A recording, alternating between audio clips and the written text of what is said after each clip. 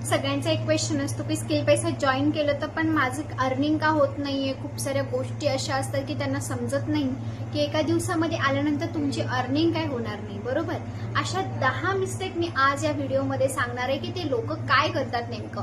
तर सर्वप्रथम त्यांची एकच चूक असते, जे स्किल पैसामध्ये येतात आणि फक्त वरून वरून नॉलेज घेतात बस, आणि म्हणतात की झालं मी जॉईन तर झालो, आता मला पैसे येतील.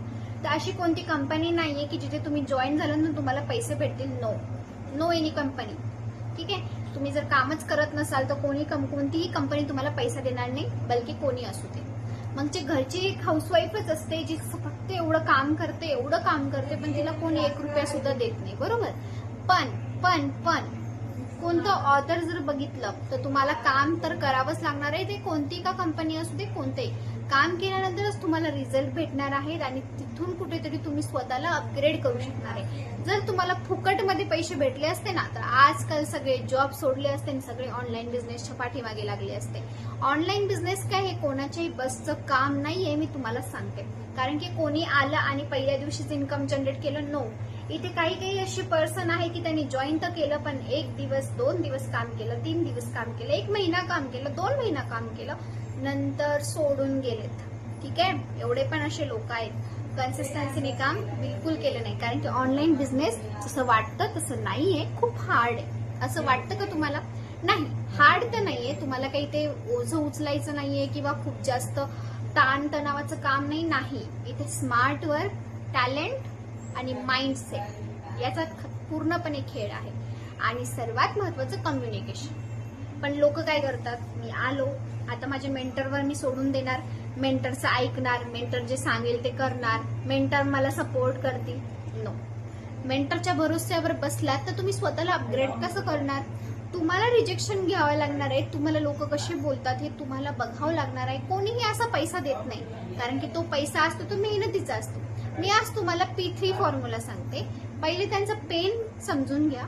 प्रॉफिट त्यांना आपण देऊ शकतो का, आणि प्लेजर म्हणजे काय? आता समजा त्यांना कशामध्ये खुशी होते, त्यांना काय आवडतं. समजा त्यांना एडिटिंगची आवड असेल तर त्यांना एडिटिंग मजेदार बनवून दाखवा. त्यांना जे येत नाही त्याच्यामध्ये दाखवा. प्रॉब्लेम फेस करा त्यांच्यासमोर की एडिटिंग मला आवडते पण हे कसे करतात, यांच्यासारखी एडिटिंग मला शिकायची आहे. की असे झाले, प्लेजर निर्माण करा त्याच्यामध्ये, म्हणजे त्यांना आवड निर्माण असली पाहिजे. आता तुम्हाला, जर तुम्ही विद्यार्थी असाल तर तुम्हाला मी एक प्रश्न विचारते. तुम्ही विद्यार्थी आहात तर मला सांगा, तुम्हाला स्टडी आवडते का करायला? नाही ना आवडत.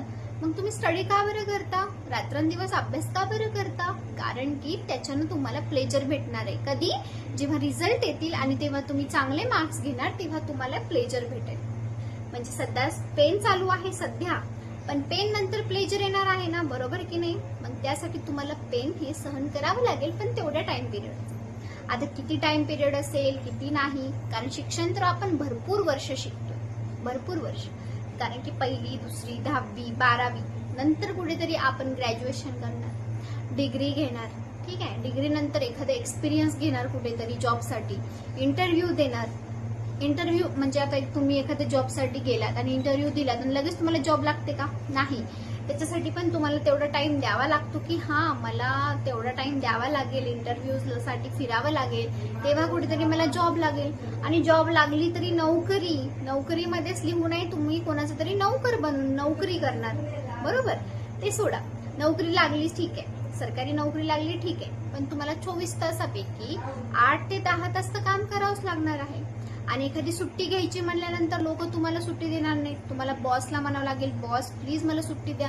आणि सुट्टी दिली जरी तरी त्याच्यातले तुमचे पैसे कपात केले जातात. पगारातले तुम्हाला पैसे किती अर्धे भेटतील, हे पण एक प्रॉब्लेम असतो. आणि ती सुट्टी पण तुम्हाला मनामध्ये काय असते, अरे यार मी 5 दिवसाची सुट्टी घेतली पण माझे पैसे जातील, पैसे कपात होतील. आणि ते 5 दिवसाची सुट्टी सुद्धा तुम्हाला सुख देणार आहे का? नाही देणार.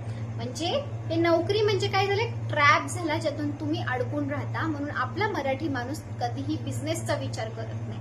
ठीक आहे, नाही करत तर नाही करत, पण एक साईड हस्टल म्हणून काहीतरी स्वतःचं ब्रँड तर क्रिएट करू शकतो.